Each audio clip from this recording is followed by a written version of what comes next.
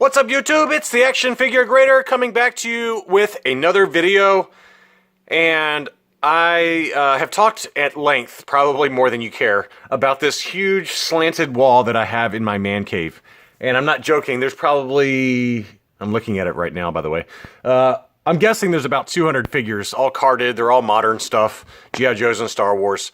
And it's on a slanted wall because I can't find anything else to put up there that will actually stay up there. I use like thumbtacks and star cases, but anyway, because the weather is so crazy here in Tennessee where I live, it gets cold and hot, stuff falls off the wall occasionally. And so this is one that just fell off the wall. And I was like, why not? Let's make a video about it. Who cares? So here we are. This is the Star Wars Force Awakens Poe Dameron in his X-Wing flight gear. And there's been a number. I went ahead and did some research on this figure and just to see what other ones have been released.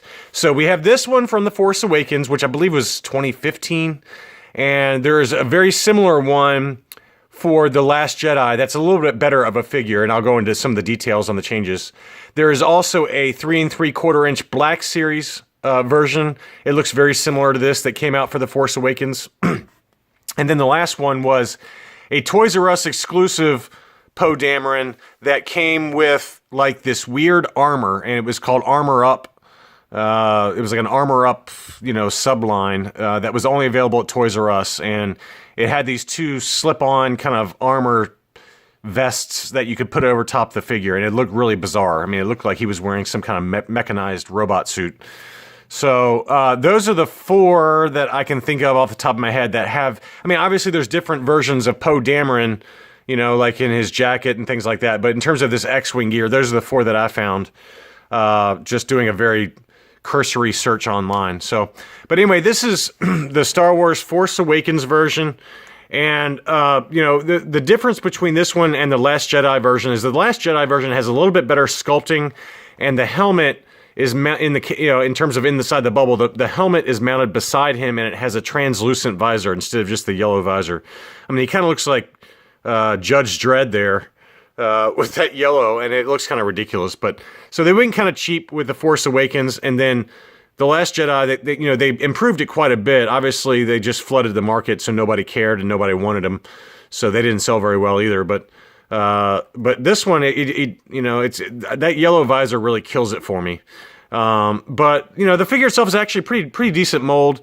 You can see the flight gear there. Lots of wrinkles and details in the uniform or flight suit.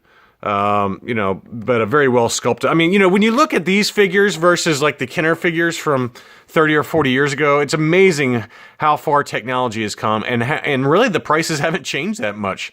I mean, I think I paid like $3 for this, which is just, I mean, it's kind of crazy that in 2019 you can get one of these figures for so cheap. But if you go to the bargain, if for those of you who don't care about graded figures or whatever, I mean, you can get some of these modern Star Wars figures for very inexpensive. And I think, mainly because The Last Jedi and Han Solo, or this, Solo movies didn't do that great. I mean, they box office wise they did, but critically they were not that great. And so the collectors just haven't come out for those figures as much. And so, there's a lot of glut on the market. I went to Five Below with my kids the other day, which is like a $5 and below store, and they had Black Series figure, really nice Black Series figures that you could get for $5. One of them was the Baze Malbus, which, I mean, I paid a ton for graded, but I couldn't believe they had one Baze Malbus figure for $5, and I was just blown away because that figure is very tough to find, and so my son snapped it up, of course.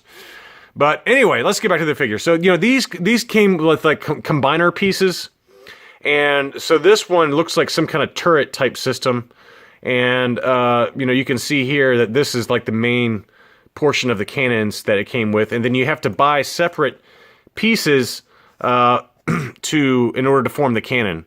So this is the piece that comes with Poe Dameron, and then you got to buy these two. This one comes with the Resistance Trooper, which I've already reviewed that on a different video a long time ago on my channel. You're welcome to look it up, as exciting as it is.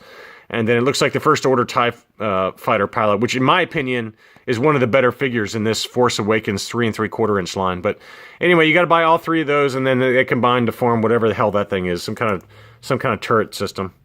And then here's the back of the card. It's got multiple languages. French, Spanish, and then obviously English. And, you know, that is about it. I mean, I'll take a closer look real quick at the figure, but, you know, like I said, you know, the dark yellow visor really kills it for me. I mean, he really does look like Judge Dredd. I don't know why. It just kind of looks ridiculous, but the rest of the figure is pretty awesome. I mean, I love the wrinkles in the flight suit and all the detail. He's got his blaster pistol there, and that is really about it for him.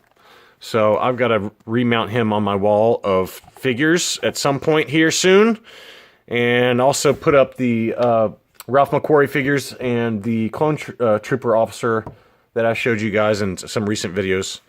Mailman is coming today. I don't know what's coming. Hopefully something good, but I know I've got a couple of really cool UKG graded pieces that are on the way.